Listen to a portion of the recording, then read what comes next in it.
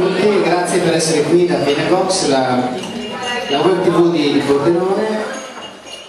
Io volevo ringraziare prima di tutto chi ci ha dato una bella mano a mettere in piedi questa serata. Innanzitutto abbiamo un gruppo di persone che si chiamano Alessandra Cusinato, Daniela Galeotti e Massimo Loscavo, che fanno parte di un gruppo di cittadini assolutamente privati che hanno dato una grandissima mano. Ecco qua, racconti, come mai sei venuta qua? Cosa ci hai fatto combinare? Perché? Perché innanzitutto io credo che questa sera sia un po' un evento per Pordenone. È la prima volta infatti che c'è una vera e propria cena vegana, oltretutto organizzata da un ristorante. Sappiamo che a Pordenone comunque ristoranti vegetariani non ce ne sono, tantomeno con cucina vegana.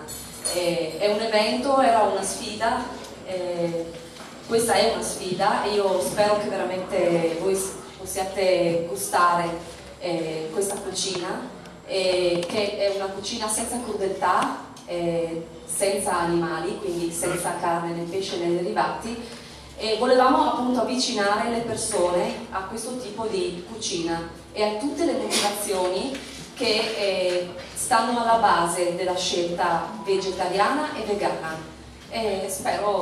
Io ringrazio Benebox per l'opportunità che ci ha dato di collaborare con loro e per questa serata, e ringrazio soprattutto il professor Franco Libero Manco che ha accettato il nostro invito, è venuto da Roma proprio per parlarci delle 1000 motivazioni che stanno dietro questa scelta. Vi ringrazio. Proprio per questo direi che a questo punto io inviterei qui sul palco a parlare di alcuni temi che poi verranno ripresi dopo la prima portata e la seconda. Il professor Franco Libero Manco, presidente dell'Associazione Vegetariana Animalista. Grazie. Buonasera a tutti, applaudo all'iniziativa che spero che possa anche ripetersi molto spesso e magari con un numero sconfinato di persone. Quindi questa sera siamo qui per parlare di vegetarismo, delle 1000 motivazioni giuste che sono quelle che stanno alla base della scelta vegetariana. E quindi sapere, specialmente per le persone che sanno poco di vegetarismo o che si avvicinano per la prima volta, che cos'è il vegetarismo, no? Perché bisognerebbe scegliere di essere vegetariani. Ecco, noi a Roma con la mia associazione, l'Associazione Vegetariana Animalista, portiamo avanti ormai da decenni queste tematiche e ogni settimana nella nostra sede c'è una conferenza di cultura vegetariana in cui vengono affrontate tutte le tematiche inerenti appunto alla scelta vegetariana, che vi assicuro sono tantissime. Non c'è una scienza più vasta, più interessante, più accattivante della scienza e dell'etica universale vegetariana. Alle nostre conferenze partecipano, devo dire, illustri relatori, da primari a biologi, naturalisti, chimici, medici di ogni tipo, che fanno parte però della scienza e dell'etica vegetariana. Ma che cos'è il vegetarismo? Voi sentite magari parlare da pochi anni di vegetarismo, forse negli ultimi tempi, qualcuno magari non sa nemmeno oggi che cos'è realmente il vegetarismo. Perché noi ci interessiamo di vegetarismo? Perché a noi non siamo quelli che gli piacciono le verdure, che ci piace mangiare l'insalata. Noi abbiamo una visione completamente diversa delle cose. A noi interessa l'uomo nella sua interezza fisica, mentale, emozionale e spirituale. E abbiamo capito che quello che noi introduciamo nel nostro organismo diventa parte di noi stessi. A parte che c'è la scelta etica di base, che magari avremo modo di parlarne un po' più diffusamente, no? Cioè, se uno sceglie di mangiare un animale che è stato ucciso appositamente, oppure sceglie di mangiare della frutta o della verdura che non abbiamo fatto male a nessuno, la scelta stessa colloca l'individuo da una certa sensibilità, a una certa elevatura morale e spirituale, a una certa intelligenza positiva rispetto a un'altra cosa, no?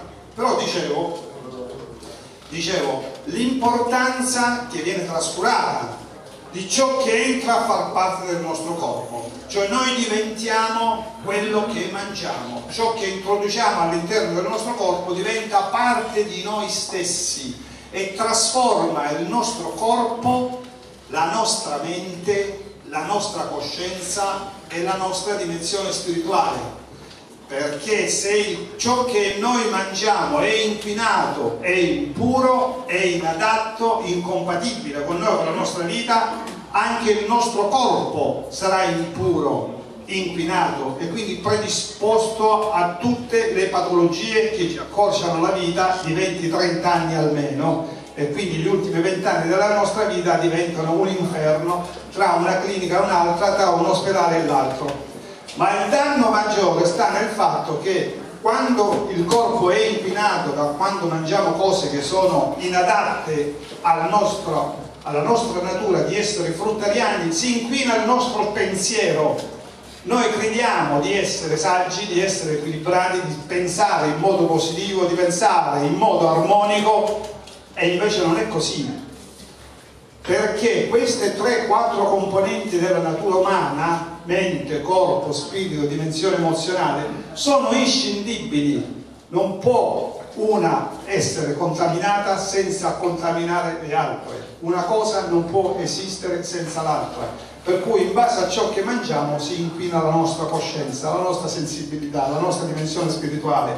I grandi santi hanno sempre detto che la carne è un impedimento, uno dei maggiori impedimenti, se non l'impedimento più assoluto dell'elevazione spirituale.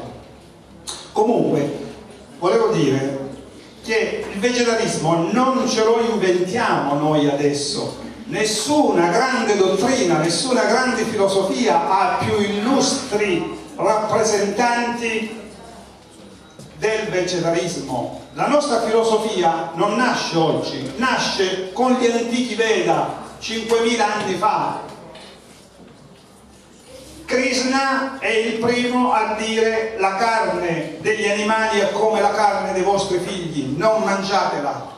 Viene ereditato poi dal grande Zarathustra, che la dottrina dello zoroastrismo, che diceva: chi ha la compassione verso gli animali avrà lo Spirito Santo, la verità. Poi è stato ereditato dai grandi filosofi, il più grande di tutti, Pitagora, poi Socrate, Platone, Aristotele, eccetera, eccetera, per poi arrivare ai grandi latini, tutti i più grandi filosofi, tutti i più grandi santi di ogni tempo e paese, i grandi mistici, i grandi anacoreti e così via, i grandi uomini di scienza, di letteratura, come Leonardo da Vinci, Gandhi, Einstein, eccetera, eccetera. I pilastri della morale del mondo hanno sostenuto la necessità per l'uomo di astenersi dal mangiare cadaveri. Questa è una realtà inconfutabile. Ora, io per esempio personalmente, perché ho scelto di diventare vegetariano, no? Sono da 35 anni che sono vegetariano e da 22-23 vegano. Cioè vegani sono quelli che non mangiano nemmeno i derivati degli animali, come questa sera, no? La cena di questa sera è una cena vegana, non ci sono nemmeno i derivati degli animali. Ecco, io perché ho scelto di diventare vegetariano?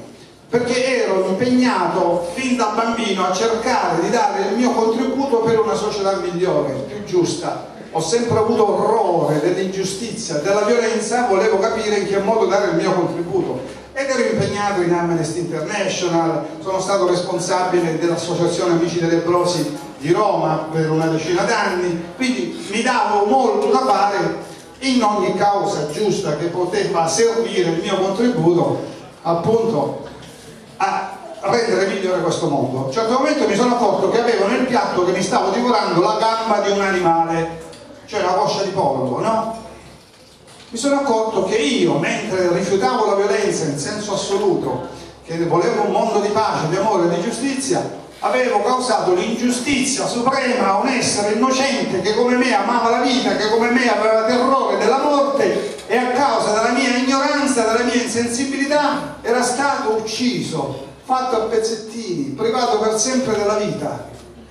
Allora mi sono accorto che era una cosa incompatibile, questo con la mia speranza di vita migliore, no? E da quel momento ho fatto croce, perché secondo me è giusto e sacrosanto che uno segua ciò che è giusto, che non segua il suo istinto, il suo piacere, no? Quindi dobbiamo vedere ciò che è giusto e seguire quello se vogliamo essere coerenti con i nostri ideali, con le nostre speranze, eccetera, eccetera.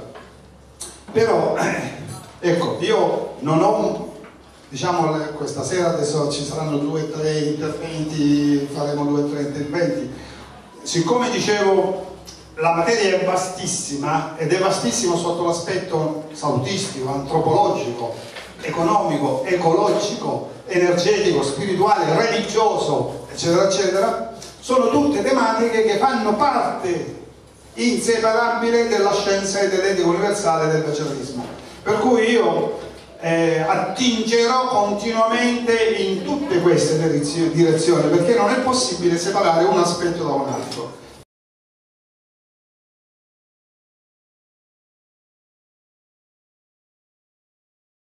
Perché? Perché essere vegetariani fa bene alla salute?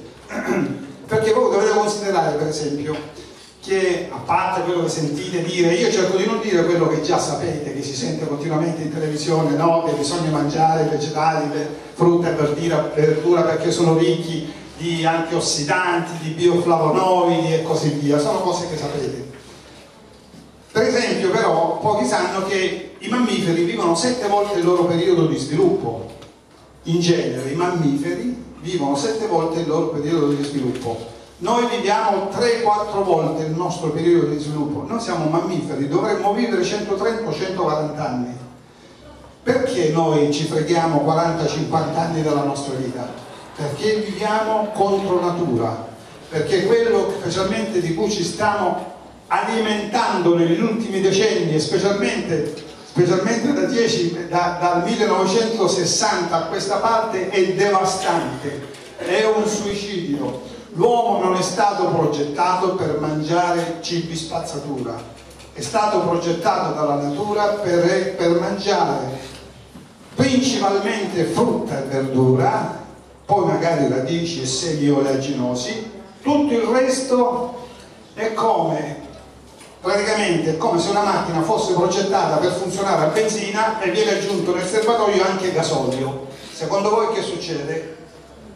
Se gli metti una goccia va avanti, se gli metti 1 litro incomincia a zoppicare, se gli metti 10 litri la devi portare dal meccanico, la macchina dura almeno la metà tra una sofferenza e un'altra, diciamo, no? Tra un ospedale e l'altro, e alla fine muore quasi alla metà della sua esistenza. Le poche popolazioni che vivono 130-140 anni sulla Terra, quanto dovremmo vivere tutti, sono le sole popolazioni che hanno per tradizione un regime alimentare vegetariano. All'opposto di queste popolazioni al regime vegetariano ci stanno gli esquimesi, che hanno una vita media di circa 30 anni, perché mangiano quasi esclusivamente carne, la media di 30 anni, mentre quelle delle popolazioni vegetariane, gli indiani del Tota, dello Yucatan, eccetera, vivono in media 100 anni. Ora, io vi assicuro che da quando sono diventato vegetariano, da 35 anni, cioè a questa parte, non ho più avuto un raffreddore da 35 anni a questa parte, e prima di raffreddore ne avevo almeno 4-5 anni, 4-5 all'anno di raffreddori. E la mia condizione non è sporadica, dice vabbè sarà successo a te perché puoi essere un caso eccezionale, no, è costante con tutti coloro che scelgono di essere coerentemente vegetariani. Ma perché? Perché semplicemente l'alimento carneo e derivati è incompatibile con la nostra vita, abbassa le nostre difese immunitarie. La carne, quando entra nel nostro stomaco, il nostro organismo la interpreta come un aggressore. Per questo c'è un aumento immediato di leucociti nel sangue, che sono le nostre difese immunitarie che interpretano la carne come un aggressore e si concentrano nello stomaco cercando di neutralizzare gli effetti negativi della carne. La carne abbassa il pH del sangue, c'è un alimento altamente acidificante. E il pH del sangue è una cosa serissima, è grave. C'ho un altro minuto? Sì. Il concetto del pH, guardate, lo sapete, c'è una gamma che va da 1 a 14. Il nostro pH dovrebbe stare a 7,30, cioè da 1 a 7 è acido, da 7 a 14 è alcalino o basico, no? Il nostro pH perfetto dovrebbe stare intorno a 7,35. Al di sotto di 7,2 e al di sopra di 7,8 c'è il coma, c'è l'arresto cardiaco. Quando si abbassa il pH, cioè la parte acidificante del problema, scusate magari questa parentesi tecnica, scientifica, però è utile, il pH del sangue è fondamentale. Per poter bilanciare il pH del sangue, il nostro organismo sottrae la parte, gli elementi alcalini al nostro organismo, cioè la parte basica, e dove li prende? Nelle ossa, cioè sottrae calcio alle ossa del nostro organismo per poter mantenere il pH in posizione neutra. Che cos'è che abbassa il pH del sangue? Che costringe continuamente l'organismo a bilanciare, sottraendo calcio all'organismo, provocando l'osteoporosi? Sono tutti gli alimenti acidificanti che abbassano il pH del nostro organismo. E quali sono gli alimenti acidificanti che abbassano il pH dell'organismo e lo costringono a rubare calcio alle ossa, a farti venire l'osteoporosi? Principalmente le proteine di origine animale. Tutti i cibi raffinati, tutti gli zuccheri raffinati abbassano il pH. Tutto ciò che è acidificante abbassa il pH. Il latte, i formaggi sono acidificanti. Tutti i farmaci, tutti gli integratori sono acidificanti. Tutti, nessuno escluso. Ciò che invece è alcalinizzante o basico, che mantiene l'equilibrio, sono tutti gli alimenti crudi, vivi, la frutta e la verdura cruda, viva. Solo quelli sono alcalinizzanti e ci consentono di restare in vita. Se noi escludessimo solo la parte cruda, che ma quel pochissimo di parte cruda che noi mangiamo, camperemmo molto poco.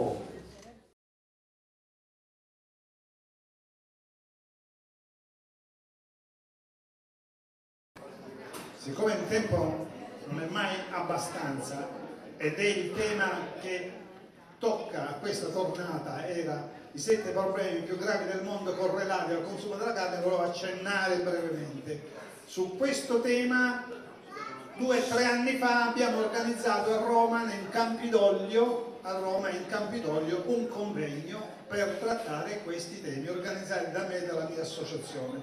I 7 problemi più gravi del mondo correlati al consumo della carne. E noi attraverso relatori di alto livello abbiamo dimostrato questo, attraverso statistiche, attraverso indagini scientifiche, eccetera, eccetera. Quali sono i 7 problemi più gravi del mondo, secondo voi?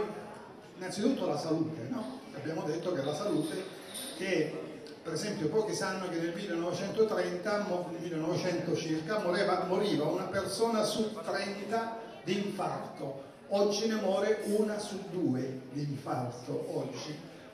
Allora nel 1900 circa il cancro era una cosa molto rara, se non addirittura sconosciuta. Oggi una persona su 3 muore di cancro e le prospettive sono che quanto prima 1 su 2 muore di cancro, morirà di cancro. Insomma, sotto l'aspetto salutistico le cose sono allarmanti. L'ipertensione, l'obesità, il diabete stanno flagellando l'intera umanità. E ha voglia a dire i medici e i nutrizionisti di turno della televisione che la vita media si è allungata nonostante l'inquinamento e l'avvelenamento di tutti? Non si è allungata la vita, si è allungato l'ultimo periodo della vita dell'uomo che la medicina ufficiale riesce a portarti avanti per 10-20 anni tra un ospedale e l'altro. Si è allungato il periodo, ma non la qualità della vita. Riescono a tenere in vita anche le mummie, ma non per questo. è aumentata la qualità della vita. Quindi sotto l'aspetto salutistico, proprio gli istituti più accreditati, più seri di qualunque estrazione di ogni parte del mondo confermano giornalmente che se uno vuole vivere a lungo e senza malattie deve smetterla di mangiare animali. E su questo ci sarebbe da fare tutta una conferenza, ma mi tocca andare avanti. Il secondo problema è quello della violenza. Allora, la biochimica dei neurotrasmettitori è in grado di dimostrare scientificamente le radici alimentari dell'aggressività umana. Quando si mangia la carne aumenta un amminoacido, la tirosina, nel nostro cervello e di conseguenza la dopamina e l'adrenalina, che sono i due neurotrasmettitori responsabili della grinta e dell'aggressività tipica degli animali predatori. Insomma, la carne è un alimento adatto agli animali predatori, agli sciacalli, alle tigri, ai leoni, ai serpenti, che serve proprio a loro perché se non hanno questa carica di aggressività e di violenza non mangiano e scompaiono. Però essendo questo alimento che dà questa aggressività agli animali, la trasmette pure all'uomo. E quindi non solo la carne trasmette solo questo, ma trasmette il terrore dell'animale durante la macellazione, il dolore dell'animale, l'adrenalina, la putrescina, la cadeverina, l'istamina, l'indolo, lo scatolo, eccetera, eccetera, contenuto sono tutte soltanto sostanze terribili per il nostro organismo. Quindi l'angoscia di tutte le persone adesso moderne, l'ansia, gli attacchi di panico, da dove vengono? Vengono proprio dal fatto che la carne, il pezzo di carne, è intrisa di dolore, è intrisa di terrore dell'animale quando viene macellato. E mi tocca andare avanti di corsa. Diceva, allora, Socrate, hanno organizzato una cena e Glucone, un suo allievo, gli chiede perché Socrate ha escluso dalla dieta, dalla cena, la carne. E Socrate spiegava, dice, guarda che per avere la carne bisogna allevare gli animali e gli animali hanno bisogno sempre di nuovi pascoli e per dare nuovi pascoli agli animali che alleviamo dobbiamo invadere i paesi vicini e da lì nascono i conflitti armati e la guerra. Quello che sta succedendo sarà terribile, guardate che le prospettive sono terribili. Il 70% delle terre coltivate, il 70% viene coltivato per produrre alimenti per gli animali e adesso soltanto il 20% dell'umanità mangia la carne. Quando dovremo raddoppiare il numero della carne, no? Perché tutti i paesi in via di sviluppo, la Cina, l'Africa, l'Asia, questi paesi poveri vorranno avere la carne dei paesi ricchi, perché la carne è considerata uno stato di simbolo di benessere economico. Che cosa succederà? Che tutte le terre coltivabili saranno invase di alimenti per animali, per cui la mela succederà che dovrai pagarla a peso d'oro se la trovi e saranno dolori per tutti. Poi un giorno invece succederà che gli esseri umani diventeranno saggi, equilibrati, sapranno rinunciare al piacere della cola perché saranno finalmente diventati lungimiranti, saggi, sensibili, equilibrati, eccetera. Quindi i terreni saranno coltivati a verdura e frutta. Tanto per notizia, ricordatevi che su lo stesso terreno in cui può vivere un carnivoro possono vivere 5 vegetariani oppure 30 vegani. Quindi un carnivoro consuma in media, si è fatto un calcolo, circa almeno 10 volte più energia e più sostanze del pianeta di quanto non ne consumi un vegetariano. Quindi c'è l'aspetto, diciamo, abbiamo visto salutistico, c'è quello etico, quello della violenza umana, no? Eppure qui ci sarebbe da fare tutta una conferenza a parte. C'è quello dell'energia, sapete, no? L'energia adesso manca dappertutto, non si sa più dove reperire l'energia. Pochi sanno che un terzo dell'intera energia prodotta in Occidente viene assorbita dall'industria della carne. Tutti sanno quanto sia importante l'acqua nel mondo, che è un bene che sta scomparendo. I pozzi, sembra, specialmente i pozzi dell'Africa, no? Si stanno disseccando. Quanto sia importante l'acqua, che è stata sempre motivo di sventure, di contrasto, di guerre, anche l'acqua. Ebbene, pochi sanno che per produrre un solo chilo di carne di manzo di allevamento, dico 1 chilogrammo, non una tonnellata, ci vogliono 100.000 litri di acqua potabile circa, per irrorare i campi che mangiano gli animali, per pulire le stalle, per abbeverare gli animali, eccetera, eccetera. Quindi, in sostanza, morale della favola,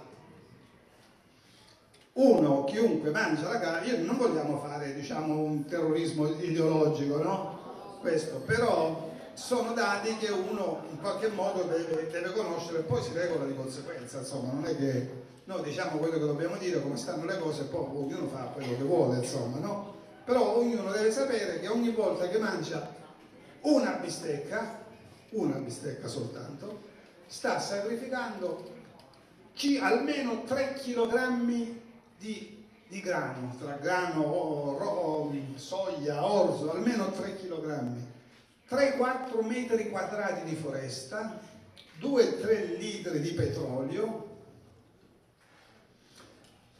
e a parte poi tutto ciò che ne consegue, l'inquinamento della terra, del mare, dell'aria, del suolo e così via, poi tutto ciò che riguarda anche le cure mediche che bisognerà poi affrontare, quindi sapere che il 75% delle spese mediche in Italia o in Europa, per esempio, vengono assorbite per cercare di neutralizzare gli effetti negativi della cattiva alimentazione.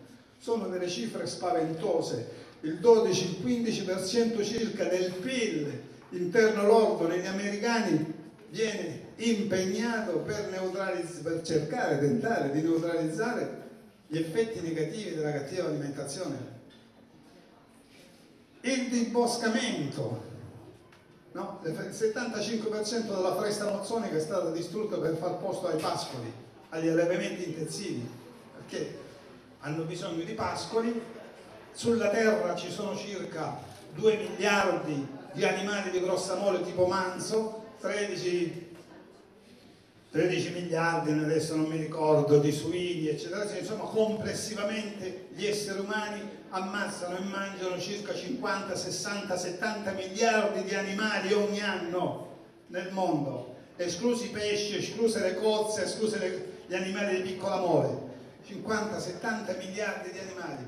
Quindi questo vuol dire che siccome una mucca consuma derrate quanto 12 persone, ogni mucca consuma derrate alimentari quanto 12 persone, questo vuol dire che sulla Terra non siamo 6 miliardi quanto qualcuno pensa, siamo 6 miliardi più tutti questi altri animali che noi produciamo alimenti che sarebbe utile che mangiassero gli esseri umani, e invece diamo agli animali 10 per avere in cambio 1 che tra l'altro ci fa anche morire.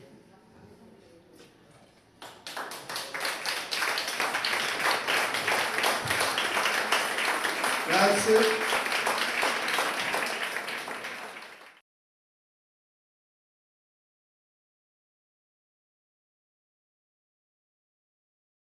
Allora, questa sera con la cena vegana che stiamo assaporando tutti, che è buonissima, eccetera, però secondo me non è questo, insomma, il classico modo di alimentarsi dei vegani. Secondo me questa sera con questa splendida cena stiamo dando dimostrazione della vastità della cucina vegana, in quanti modi si possono preparare piatti succulenti, saporiti e nutrienti e senza effetti collaterali. Però in casa non è che quelli che non sono vegetariani pensano, ecco, per diventare vegetariani io devo studiarmi un'enciclopedia, sapere come si preparano il seitan, il tofu, il tempeh e così via, altrimenti non sono vegetariani. No, le cose non stanno in questi termini, perché sapete che cosa mangiano i vegetariani? La domanda non è questa, che cosa mangiano i vegetariani, la domanda è semplicemente capire che cosa si esclude dalla nostra vita e si mangia tutto il resto, cioè quello che offre il mercato tradizionale ortofrutticolo di stagione e del luogo. Questa è la vera alimentazione di tutti gli esseri viventi, di tutte le specie animali che nascono in un luogo. È chiaro? Quindi non si tratta di sapere come, quanto, che cosa, calcolare il quantitativo proteico, calorico, eccetera, eccetera. No, non è questo, è sbagliato. La cucina vegetariana è una cucina semplice, esclude dalla sua dieta carne, pesce, possibilmente derivati e mangia tutto il resto. Dice, che è tutto il resto?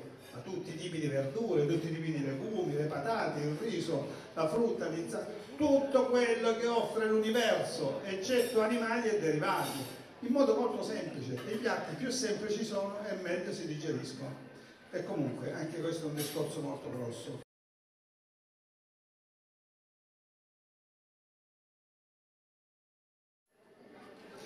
Volevo darvi un altro consiglio, che non avevo completato il discorso sulla malattia, sulle malattie in genere. Allora, siccome noi non ci si vede tutti i giorni, non abbiamo la possibilità di restare in contatto, però ricordatevi che tutte le volte che è in atto nella vostra vita una malattia di qualunque tipo, ricordatevi che la scienza dell'igienismo, la grande scienza dell'igienismo e la scienza vegetariana ci dicono che nulla che arriva dall'esterno serve a guarirci. Cioè non è niente che noi ingeriamo dall'esterno che ci aiuta a guarire. L'unico modo per sconfiggere qualunque tipo di malattia, o se non tutte, quasi tutte le malattie, è quello di dare al tuo organismo la possibilità di potenziare le sue difese immunitarie. Soltanto quando le difese immunitarie del tuo organismo sono ai massimi livelli è in grado di sconfiggere qualunque malattia e non ti prendi nessuna malattia, oppure sconfiggi le malattie che sono in atto. Per avere le difese immunitarie al massimo livello devi escludere tutto ciò che le abbassa le difese immunitarie. È chiaro? Cioè tutti i cibi inquinati, tutti i prodotti chimici, fumo di sigaretta, l'alcol, le droghe e così via. La carne, il pesce, i formaggi, ricordatevi che i formaggi fanno ancora peggio della carne stessa.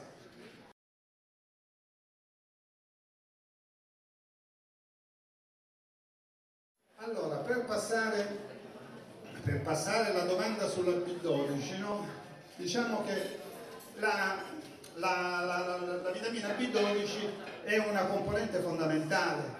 È un po' lo spauracchio, specialmente dei nutrizionisti televisivi, che sì, vabbè, voi vegetariani, però dovete stare attenti perché voi potete, se non sapete bilanciare correttamente quello che mangiate, rischiate carenze di ferro, di calcio, soprattutto vitamina B12 che si trova soltanto nel mondo animale, no?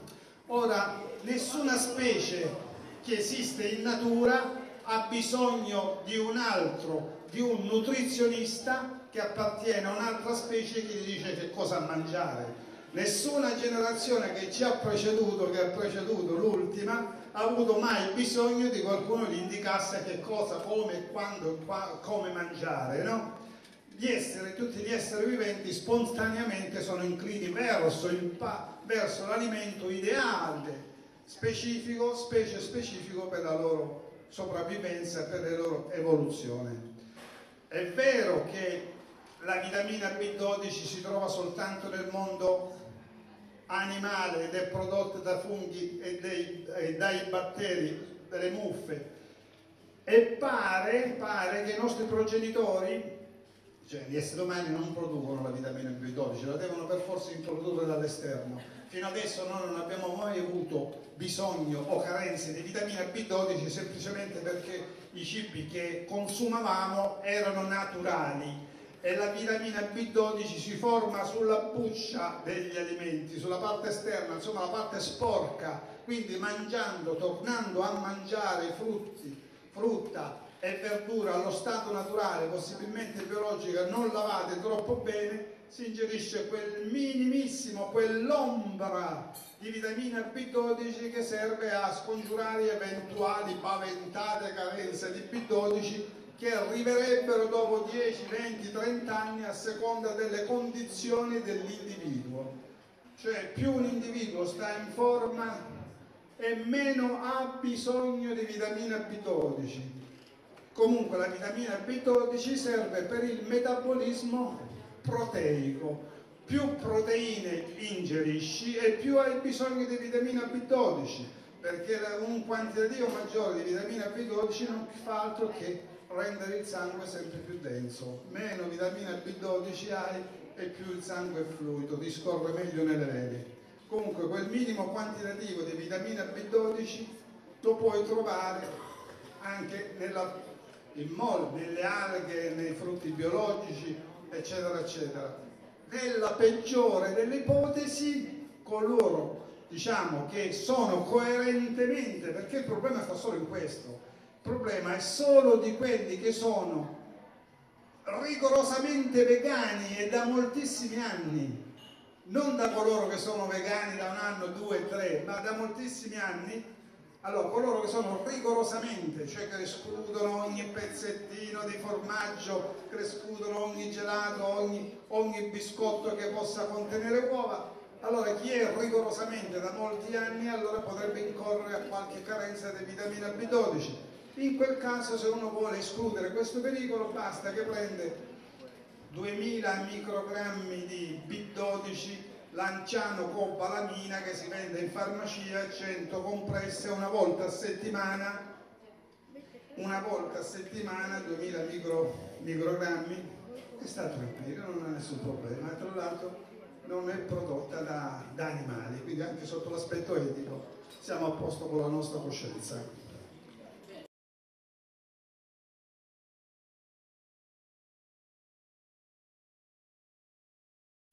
Allora, il pensiero dei grandi vegetariani nella storia, la cosa più importante, io dicevo, che i grandi pilastri proprio della morale, della spiritualità del mondo sono coloro che hanno indicato il vegetarismo come strada da seguire per l'elevazione spirituale, per la pace dei popoli, eccetera, eccetera. Ecco, ciò che è da rimarcare in tutto questo, no? In questi grandi personaggi, che adesso eventualmente accenderemo a qualche pensiero di questo, è che il problema loro non era quello di non mangiare animali perché ci fanno male alla salute, era un problema profondamente etico, di amore, di rispetto della vita in senso lato, quella condivisione verso la sofferenza dell'altro, il considerare gli animali come nostri fratelli di viaggio con una forma fisica diversa ma con lo stesso anelito di esistere, no? E quindi forse più di noi che viviamo in città, che siamo lontani da quello che succede nei mattatoi o negli allevamenti intensivi, loro vivendo un po' più in natura, in contatto con gli animali, conoscendo la crudeltà degli uomini, se però sapessero la crudeltà attuale, perché mai l'umanità è stata così crudele nei confronti degli animali come oggi, in cui gli allevamenti a perdita d'occhio, in cui gli animali di ogni sorta vengono fatti nascere e da quando nascono fino a quando muoiono non vedono mai la luce del sole, non vedono mai un filo d'erba, non sentono mai una carezza, non hanno nemmeno la possibilità di contattare i loro simili. È come se noi facessimo nascere un bambino e lo costringessimo a vivere tutta la sua vita in una scatola, cioè da impazzire, e gli animali impazziscono dal dolore, dalla disperazione, no? Molti muoiono, eccetera. Quelli invece che sopravvivono li fanno a pezzettini, uno dopo l'altro, sistematicamente, come catena di smontaggio, no?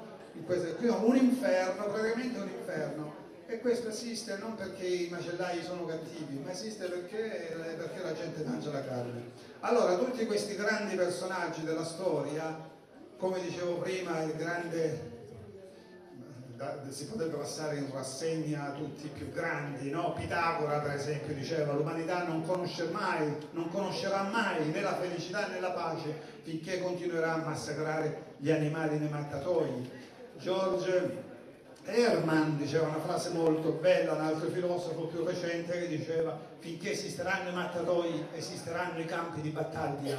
E questa proprio è la motivazione di fondo che spinge noi, che noi siamo animalisti, non perché non ci piace la carne, ma perché noi vogliamo veramente un mondo migliore, il quale mondo non si potrà mai realizzare su un'ecatombe sconfinata di animali massacrati per il piacere dello stomaco della gente. E finché, cioè il problema centrale, cruciale è proprio questo: finché l'umanità avrà una coscienza tale da giustificare i 15.000 mattatoi esistenti in Italia, disseminati alle porte di ogni agglomerato urbano, 15.000 campi di concentramento e di sterminio, veri e propri campi di concentramento e di sterminio, finché la gente accetterà questo stato di cose come una cosa normale,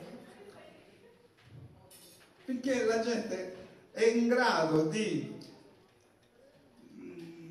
barattare la vita, il dolore, la sofferenza dell'altro con il suo piacere, non possiamo stare tranquilli, non abbiamo proprio la possibilità di realizzare un mondo migliore su queste basi, su questa insensibilità.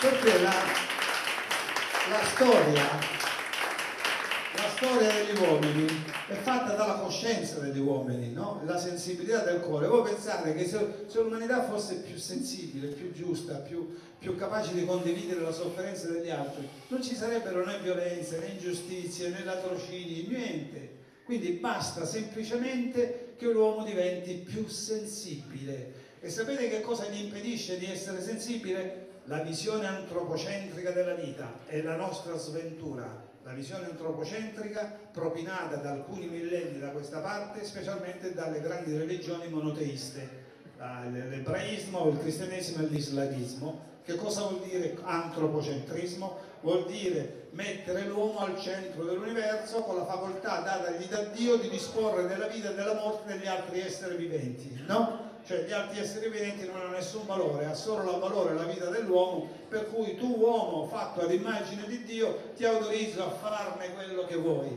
E lì scannatoia tutto spiano. Il danno dove sta? È che l'uomo, abituandosi a questa legge, si abitua alla legge del più forte, del fine che giustifica i mezzi, che si abitua all'idea che il più debole debba e possa essere sacrificato a vantaggio del più forte. Quindi questo preclude all'uomo lo sviluppo della sensibilità della sua anima e quindi non ha nemmeno la capacità poi di essere giusto e sensibile nei confronti del suo simile. È chiaro? Tutto funziona, tutto torna.